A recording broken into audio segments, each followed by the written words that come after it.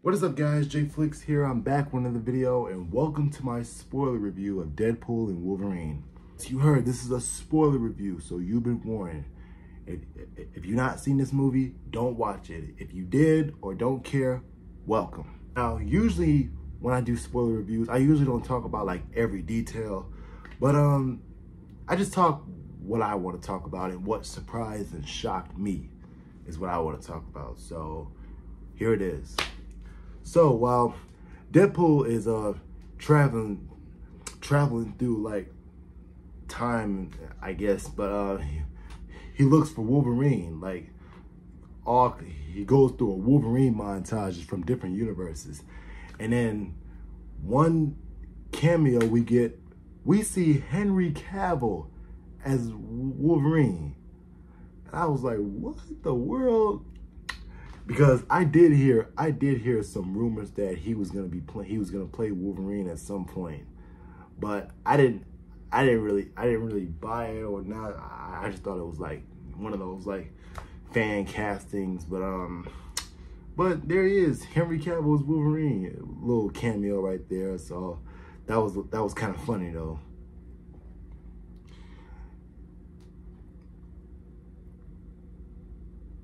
And then Deadpool and Wolverine, like, they get transplanted to a post-apocalyptic desert, kind of like one of those places you see on Mad Max, and behind them is it's the 20th Century Fox logo buried, and I was like, oh my god, I laughed my ass off when I saw that. I was like, oh my god, that's the Fox logo, oh my god. And then while Deadpool and Wolverine have their big fight, as was seen in the trailer, and we have some people who come in and interrupt it, and those people are Sabretooth from the first X-Men.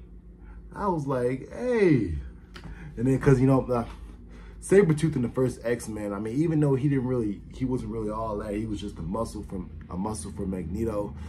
But he didn't really do much. But it was actually really good to see him. It was actually really good to see him, though. I mean, he's the comic accurate Sabretooth.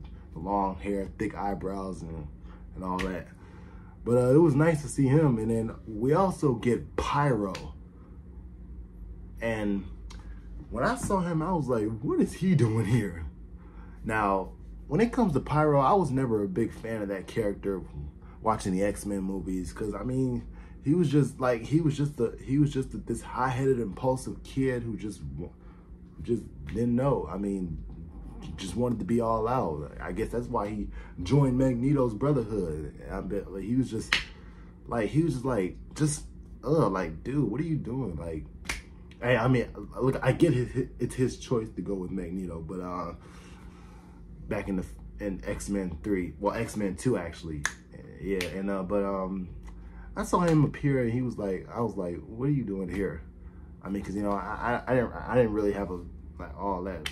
I wasn't all that. So he shows up, and we also get a big cameo right here, and it turns out we see a little blue and red. I was like, whoa, is that like Cap?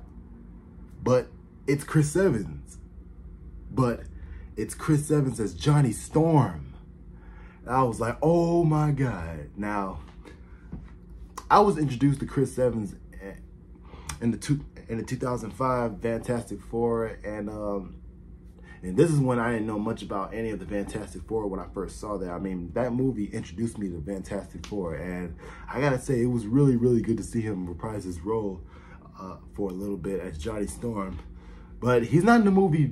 He's not in the movie for very long. He actually kind of dies until he kind of dies. He gets disintegrated, and so I gotta say that kind of sucked though. I was like, I wonder what it would be like if he like got through the whole movie. But I guess it wouldn't be enough for him. I mean, he just showed up, and I actually thought it was cool. And we also got some big cameos. And this was definitely fan service, and like, wow, they came back. So first one, we got Elektra, played by Jennifer Gardner. And then Wesley Snipes as Blade shows up. And Gambit shows up, played by Channing Tatum. I was like, oh my God. Oh my God. And I gotta say, this, now, when it comes to these cameos, now, with Elektra, and I never really saw her movie, besides hearing how bad it is, so I didn't bother. But I did see her in the Fox Daredevil with with Ben Affleck, and I gotta say it was really good to see her though, cause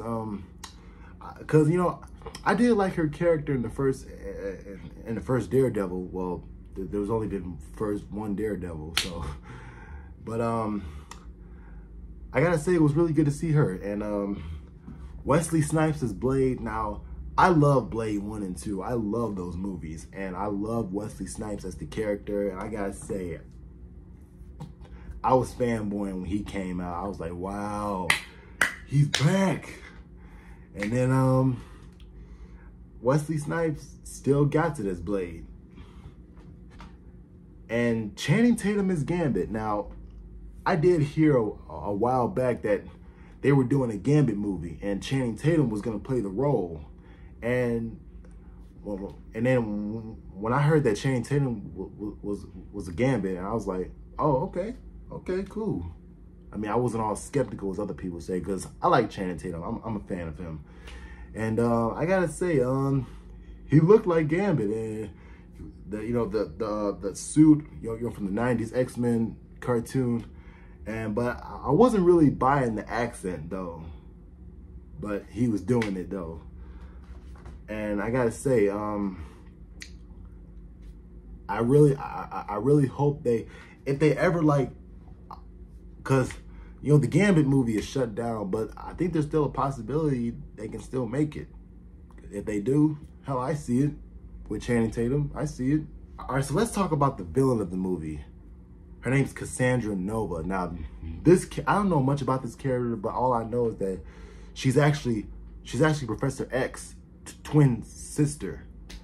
And I thought she was a bit OP, overpowered. She was an overpowered villain. And like I said, I don't really know much about the character and all. All I know is, I mean, I was actually introduced to the character of Cassandra Nova, in this movie, so I don't really know much about her. So, but as a villain, I thought she was okay. I mean, I wasn't all that behind her, but I thought she was okay as a villain.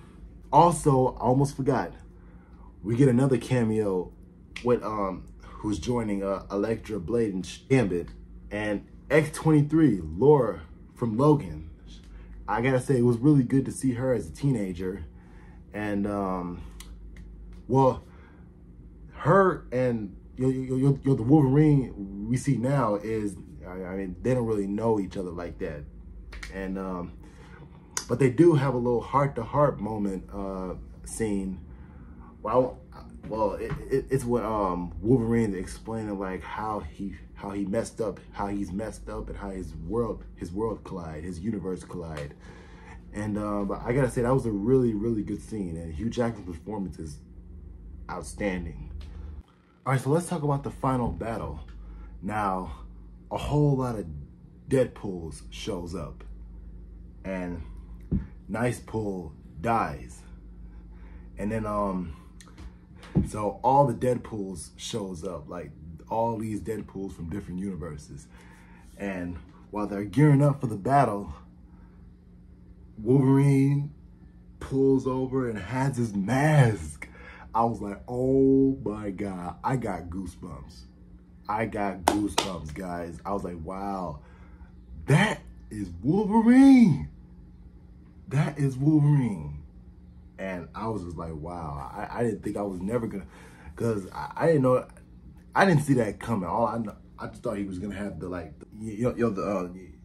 the suit and not the mask. But when he did this and stuff, I was like, oh my God, now that's Wolverine. That's Wolverine, full Wolverine. Yeah, I gotta say that was like, and then it get to slicing all the Deadpools up, and it was a lot of fun. That might just be my favorite action scene of the movie. Anyway, that's my spoiler review for Deadpool and Wolverine. Like I said, I really, really enjoyed this movie, and it gave me what I want and didn't let me down. Anyway, comment below. Let me know what you think. Make sure you subscribe. Catch you next time.